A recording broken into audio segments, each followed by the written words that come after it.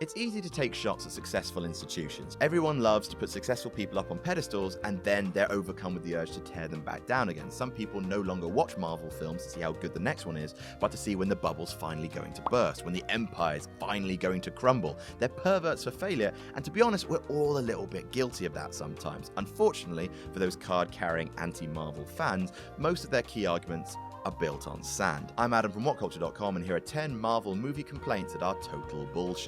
Number 10, they don't do good villains. I mean, that's wrong, right? Because even before Loki became great, he had competition. Jeff Bridges as Obadiah Stane was a perfect thematic counterpoint to Tony Stark. Red Skull was a cool, iconic presence. Zemo hurt the Avengers like no one else ever has, and while he was undoubtedly divisive, James Spader's Frankenstein's monster Ultron was really entertaining. Now sure, there have been low points, Abomination, Whiplash, and Malekith were all bland, but to say that they're all bad is just plain foolishness. Stop being a damn fool! Number 9, they're entirely predictable and formulaic. Even if the first rule of branding is you don't mess with the brand, to say they don't throw curveballs is wrong. I mean, Guardians of the Galaxy featured a raccoon and a talking tree. They did a heist comedy with Ant-Man. Winter Soldier was a paranoid spy thriller. They bucked expectations and made Civil War's villain a small-scale angel of personal vengeance. I mean, look how psychedelic and weird Doctor Strange looks. There's a surprising amount of variety. They feature similar set pieces sometimes, sure. I mean, a lot of the films do end with something in the sky, but the tones are all wildly different.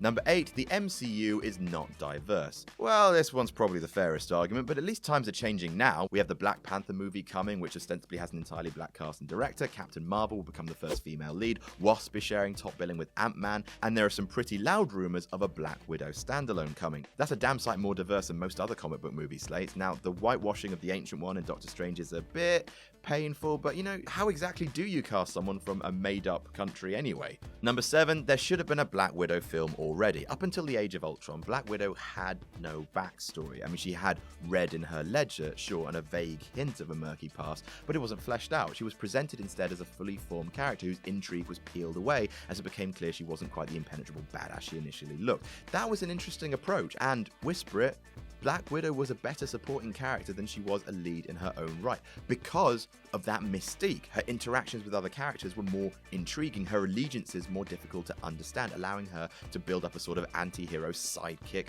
mythology. And telling her story from that foundation now will be much, much better. Number 6, they can't possibly replace the main cast. Why not? SpiderMan has been 3 actors in 9 years, and comic book movies swap leads around all the time. What's the issue? I mean, sure, Robert Downey Jr. is a great Tony Stark, best he's ever been in Civil War, and Chris Evans cuts the right balance of regal and idealistic with Cap, but the performances aren't the limit of the character's appeal. The writing matters, the directing matters, their comic book history matters, and fans are surprisingly willing to accept new actors. Why else would there be such a currency around casting news? I mean, just look at Spider-Man. Tobey Maguire was amazing, but Tom Holland is being proclaimed as the best ever after a grand total of about 12 minutes of screen time. Number 5, the third acts all suck. Honestly, we've had this comment on our website a bunch of times. The ending of the original Avengers movie is one of the best third acts ever. I will fight anyone who disagrees. Thor, the Dark World's dimension-hopping final fight, and Loki's death are the film's high point. Ant-Man's ridiculous miniature fight, Civil War's brutal 3-way fight, and Zemo's revelation, Guardians of the Galaxy's emotional payoff. Some of the MCU's best moments have come in those final acts. Number 4, they overstuff. Alright, sometimes. Spider-Man 3 was famous for that, after all, but right now the balance of character screen time is one of the biggest strings to Marvel's bow. The problem with overstuffing is director restraint and failure to balance. So far, the MCU has proven their filmmakers are willing to leave out anticipated sequences or cut out characters when they aren't necessarily the most important element of the film. That's why they don't need 183 minutes to make an ultimate cut that actually makes any sense. Number 3, they ruin the source material. Come on now, pals. Civil War would have required a 6-hour runtime for a pure adaptation, and it would have required Spider-Man to unmask before his very own first standalone movie.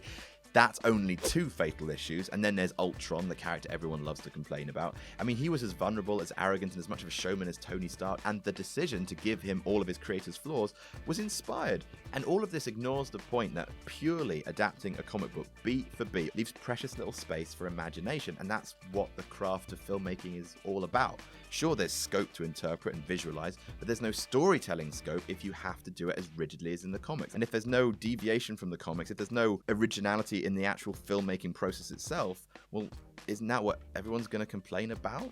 Number 2, the diminishing returns argument. If anything, they're getting better. There were some pretty mean stutters in the first years of the universe. The Incredible Hulk was poor, Iron Man 2 wasn't great. It's not like they were all swings for the fence that paid off and now they're declining. More recent films like Guardians of the Galaxy, Ant-Man and Civil War were all excellent, and insisting that the quality of each one is diminishing is balls, sir. Number 1, it's all Disneyfied and family fun. Have you seen Disney animations? They are brutal. They have more emotional heft than the 90% of the blockbusters released today, and they have more rich, deeply affecting adult messages. Pinocchio's fucking terrifying. Truth is, despite not having that awful blue-grey palette DC has, and despite the fact that characters sometimes smile, the films have already flirted with seriously complex ideas. We've seen death, loss, alienation from modern society, mental illness, collateral damage in wartime, a moral spectrum that is very much shades of grey.